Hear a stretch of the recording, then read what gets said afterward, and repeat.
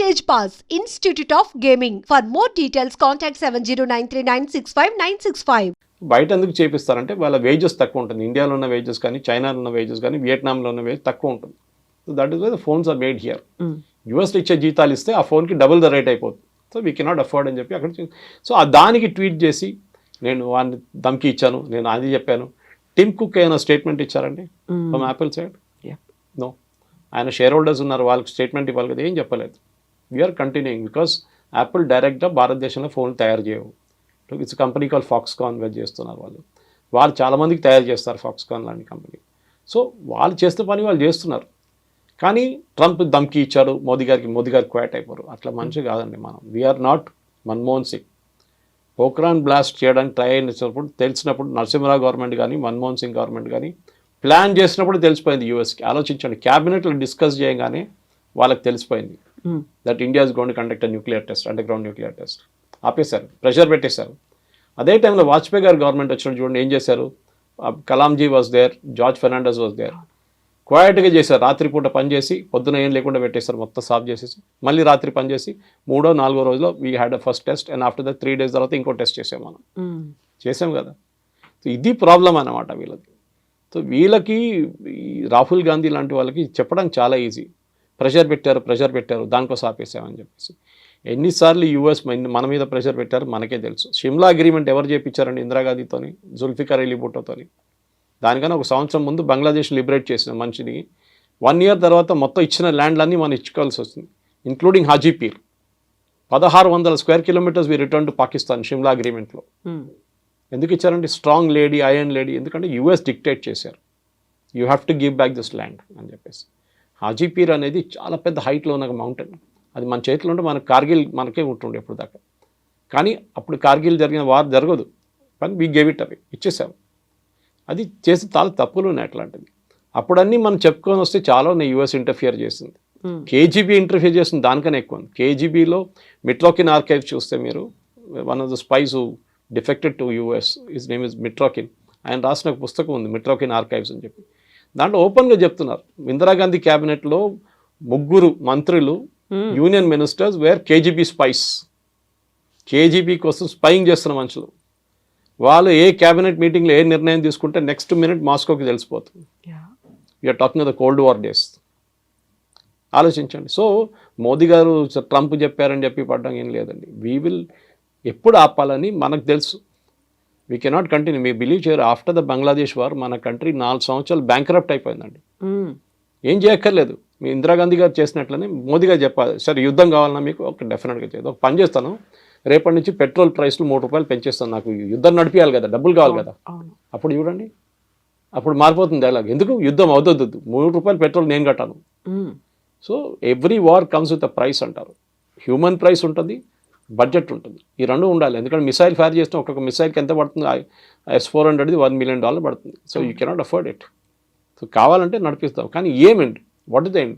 Russia Ukraine కొట్టుకున్నట్లు కొట్టుకుంటే పోతాం, వాళ్ళు మన మీద వేస్తారు, మనం వాళ్ళ మీద వేస్తాం, మళ్ళీ వాళ్ళు మన మీద వేస్తారు.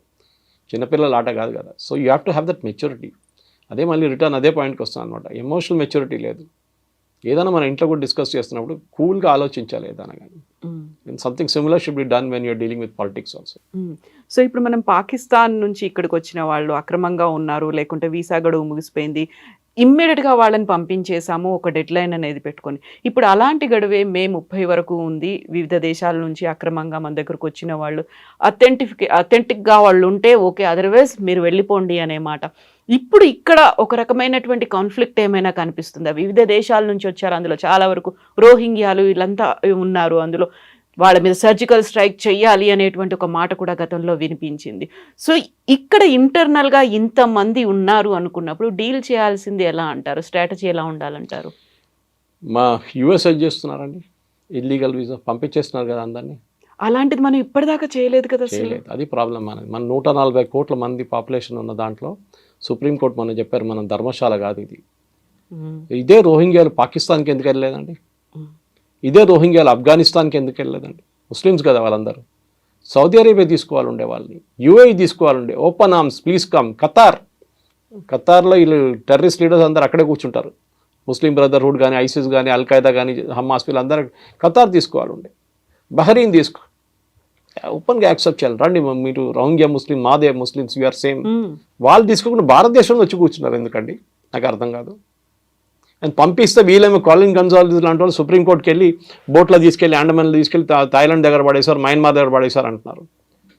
మన దేశంలో ఇల్లీగల్గా వచ్చారు, మీరు లీగల్గా రాలేదు. యుఎన్హెచ్సిఆర్ కార్డ్స్ ఇచ్చారు, united nation human right commission, కానీ we are not a signatory to that commission. మేము యాక్సెప్ట్ చేయం. యాక్చువల్లీ ఇదే సుప్రీంకోర్టు 2 నెలల ముందు రోహింగ్యా పిల్లలకి అడ్మిషన్ ఫ్రీగా ఇవ్వాలని చెప్పి ఢిల్లీ స్కూల్స్కి ఆర్డర్ ఇచ్చారు. మన పిల్లలకి లేదు. ఇండియన్ పిల్లలకి ఆట వాళ్ళు అసలు పట్టించుకోరు. రోహింగ్యా పిల్లలకి అడ్మిషన్ ఇవ్వాలని చెప్పి సుప్రీంకోర్టు, కానీ వాళ్ళ మాట తీర్పు అంతా మారిపోయింది ఎక్కడ? ఈ కాన్ఫ్లిక్ట్ మొదలైన తర్వాత. మన తమిళనాడు మన శ్రీలంక నుంచి ఒక శ్రీలంకన్ వచ్చింది, మనం పట్టుకొని జైలు వేసేస్తుండే ముందు. ఫస్ట్ ఇల్లీగల్గా ఎల్టీటీ మెంబర్ ఉండే, మళ్ళీ మన పిఎంఎల్ఏ అంత పిఎంఎల్ఏ కాదు, వాజ్ అండర్ నథింగ్ ఎన్ఎస్ఏ, ఈ was arrested and put in jail in Tamil Nadu. Jail వేశారు, 10 సంవత్సరాలు జైల్లో ఉన్నాడు. ఇప్పుడు బయటకు వచ్చేయమంటున్నా అంటే నన్ను అక్కడ పంపేయకండి, నేను ఇండియాలో ఉండిపోతా అంటున్నాను. Supreme court sir nothing doing. Next బోట్లో తీసి, నెక్స్ట్ ట్రిపుల్ చేసి, నెక్స్ట్ ఫ్లైట్లో తీసి పంపించేసాను ఇక్కడ. సో ఇది మన దేశం అండి. మన 140 కోట్ల మందిలో మినిమం క్యాల్కులేషన్ ప్రకారం, and this is not me, this as per news channels and మిగతా రిపోర్ట్ ప్రకారం మన దగ్గర 12 నుంచి 18 కోట్ల మంది ఇల్లీగల్ సిటిజన్స్ ఉన్నారు. నిన్న చూడండి హైదరాబాద్లో ఒక హాస్పిటల్ నుంచే బర్త్ సర్టిఫికెట్లు తయారు చేసుకున్నారంట, 18 దొంగ సర్టిఫికెట్లు. డెలివరీ ఎట్ హోమ్ అని చెప్పి ఇంకో 12 సర్టిఫికెట్లు తయారు చేసుకున్నారంట. ఎట్లా చేశారండి? Who are the certificate made for? ఎవరు వెనకాల ఉన్నారు? ఇక్కడ పిల్లలు పుట్టలేదు, మీరు ఎవరి కోసం తయారు చేస్తున్నారు? ఎందుకంటే అదే బర్త్ సర్టిఫికేట్ తీసుకెళ్ళి ఆధార్ కార్డు తయారు చేసుకుంటారు, దాని తర్వాత రేషన్ కార్డు తీసుకుంటారు, దాని తర్వాత ఓటర్ ఐడి తీసుకుంటారు. 18 కావాలి. పుల్వామా జరిగిన తర్వాత, ఫస్ట్ అటాక్ జరిగిన తర్వాత తెలిసి పాకిస్తాన్లో ఉన్న వాళ్ళు అందరూ పంపించారు ఇక్కడ షార్ట్ టర్మ్ వీసాలు వచ్చిన వాళ్ళు. అప్పుడు తెలిసింది అక్కడి నుంచి పెళ్లి చేసుకొని ఇక్కడ వచ్చి 22 మంది వచ్చి ఇప్పుడు ఆల్మోస్ట్ వాళ్ళందరూ గ్రాండ్ మదర్స్ అయిపోయారు. ఆ ఇంట్లో 1200 పిల్లలు ఉన్నారంట ఆ ఏరియాలో అంతా కలిసి. థర్డ్ జనరేషన్ కూడా వచ్చేసిందంట. ఆలోచించండి.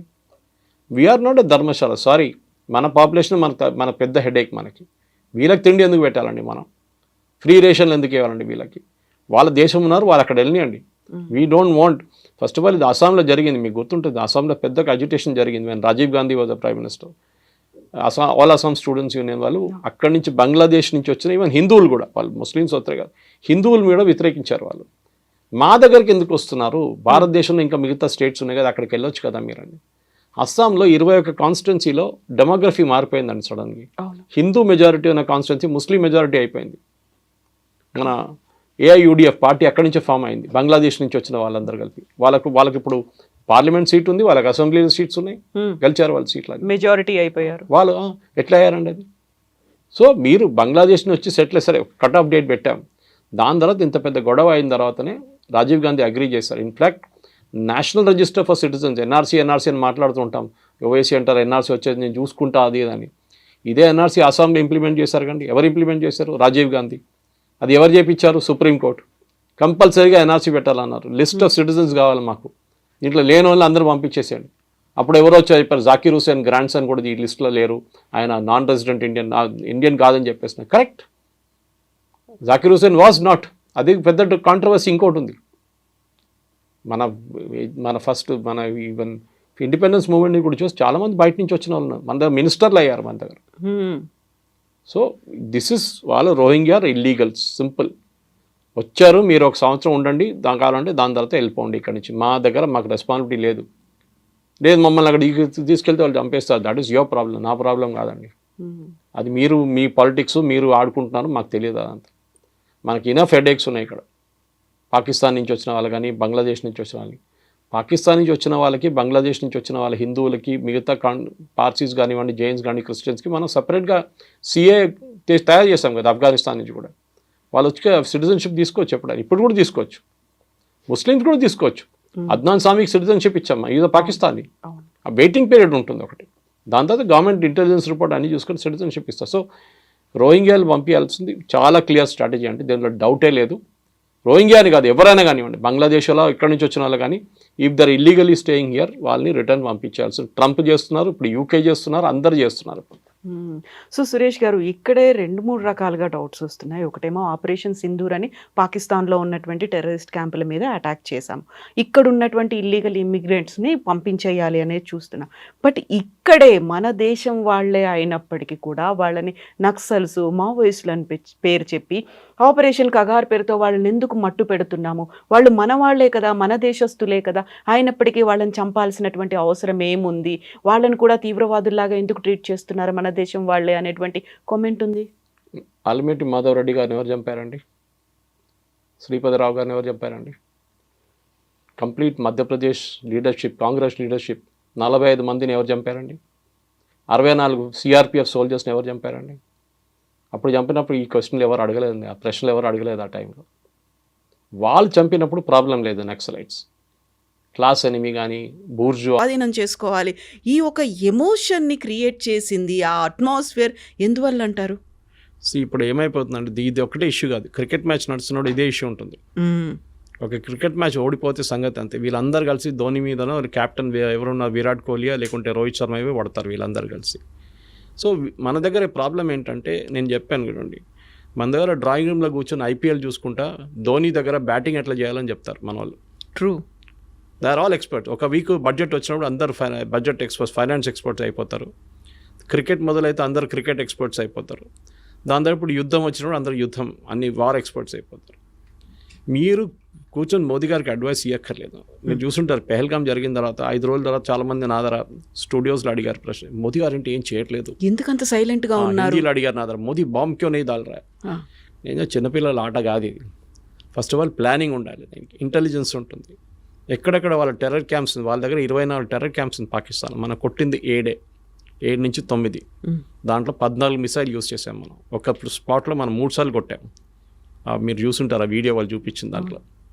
సో ఆ పరిస్థితికి రావాలంటే 14, మీరు గుర్తుంటుంది, మన ఉరి జరిగిన తర్వాత సర్జికల్ స్ట్రైక్స్ 9వ రోజు జరిగింది.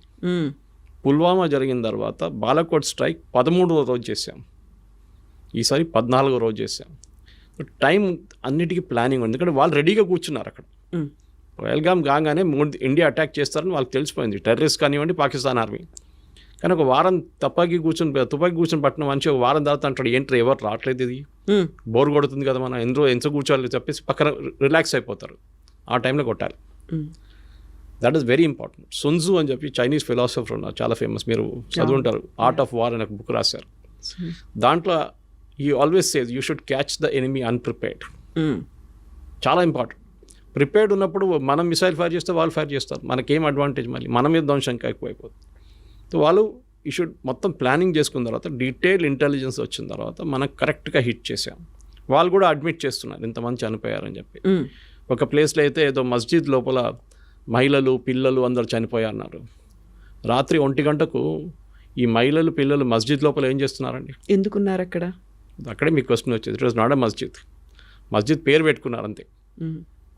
అది ప్లేస్ చూడండి, ఇప్పుడు మీరు గూగుల్కి వెళ్ళి ఆ మస్జిద్ పేరు కొడితే పర్మనెంట్లీ క్లోజ్డ్ అని వస్తుంది. సో మొన్న కూడా పాకిస్తాన్ ప్రైమ్ మినిస్టర్ వెళ్ళి మేము మళ్ళీ మస్జిద్ని కట్టేస్తాం మళ్ళీ మొత్తం, అంటే వచ్చిన ఫండ్స్ IMF దగ్గర నుంచి ఫండ్ దీనికి వాడుకుంటారు వాళ్ళిగా. మనకు ప్రాబ్లం లేదు, వాళ్ళు ఏమని చేసుకోవచ్చు. ప్రాబ్లం మీన్స్ పాకిస్తాన్ ఆర్మీకి సర్వైవ్ చేయడానికి టెర్రరిజం కావాలి వాళ్ళకి. ఇప్పుడు కాదు, 35 సంవత్సరాల నుంచి చేస్తున్న పని వాళ్ళది. ఆఫ్ఘనిస్తాన్లో టెర్రరిస్ట్ని తయారు చేయడం, ఫస్ట్ ఐసిస్, దాని తర్వాత Al-Qaeda, first Taliban, Al-Qaeda, ISIS, దాని తర్వాత మొత్తం ధ్వంసం అయిన తర్వాత ఇప్పుడు తాలిబాన్ టేక్ ఓవర్ చేసుకున్నారు ఆఫ్ఘనిస్తాన్. సోవియట్స్ పారిపోయారు, మరి తర్వాత US పారిపోయారు, నేటో పారిపోయారు. ఇప్పుడు ఎక్కడికి పంపించాలి టెర్రరిస్ట్ అంతని? ఎక్కడో వాడుకోవాలి కదా. నేను ఎప్పుడు దీన్ని భస్మాసుర్ ఎఫెక్ట్ అని చెప్తాను. దీన్ని భస్మాసుర్కి వరం ఇచ్చిన తర్వాత టెస్ట్ చేయడానికి శివ భగవాన్ తల మీద పెడదాం అనుకున్నారు. పాకిస్తాన్ సంగతి అంతే.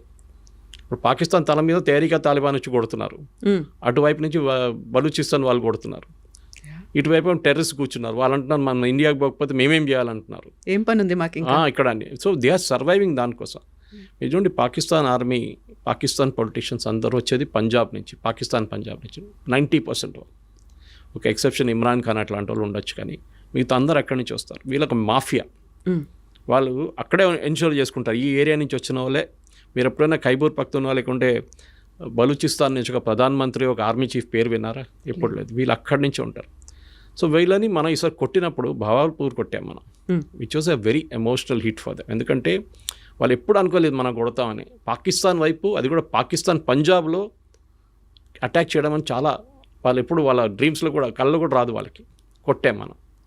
అదొక సైకలాజికల్ బ్లో ఉండేవారు. దాని తర్వాత మీకు తెలుసు రెస్ట్ ఆల్ ఈజ్ హిస్టరీ అని చెప్పేటట్లు మనం చాలా కొట్టాం. దాని తర్వాత వాళ్ళు వచ్చి మన దగ్గర మా విరామణ చేసుకుందాం, మనకు ఒక ఒప్పందం లాగా చేసుకుని, ఒప్పందం ఎక్కడ సైన్ చేయలేదు. We're not signed any agreement.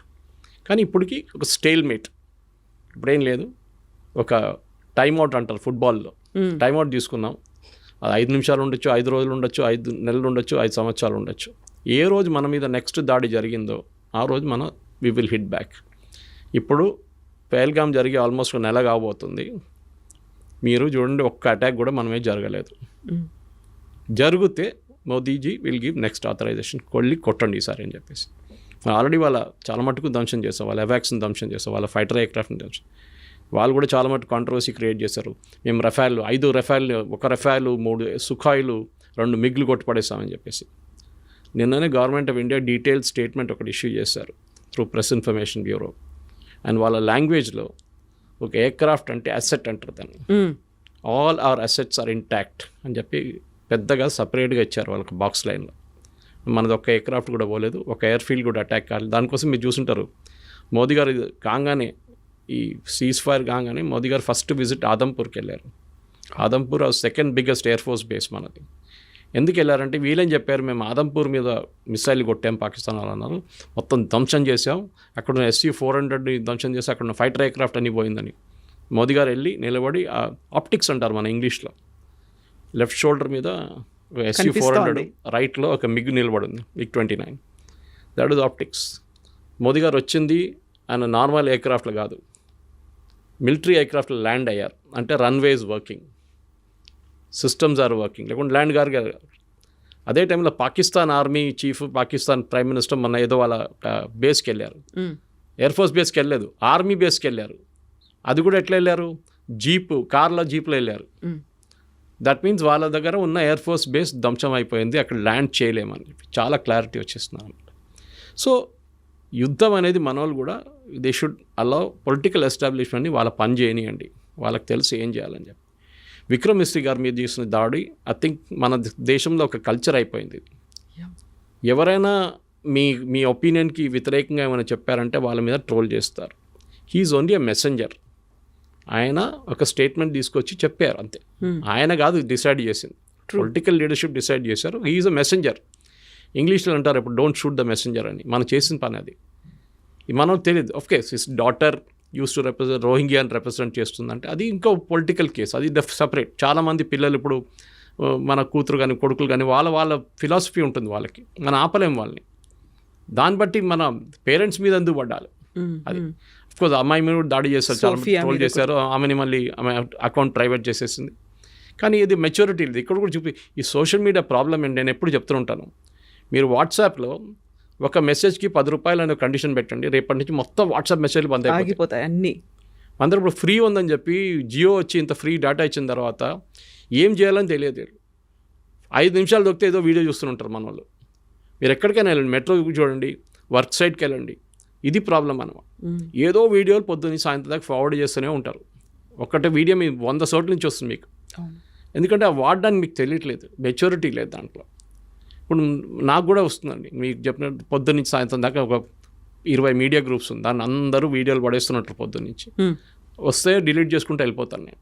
కానీ కొన్ని సైట్స్, కొన్ని గ్రూప్స్ ఉన్నాయి వేరే సీరియస్ డిస్కషన్ నడుస్తుందని, అది నేను రిటైన్ చేసుకుంటాను, టైం దొరికినప్పుడు చూసుకుంటాను. అదనమాట. ఇది మనం మెచ్యూరిటీ ఉన్నప్పుడు చేయాల్సింది. ఏదో వీడియో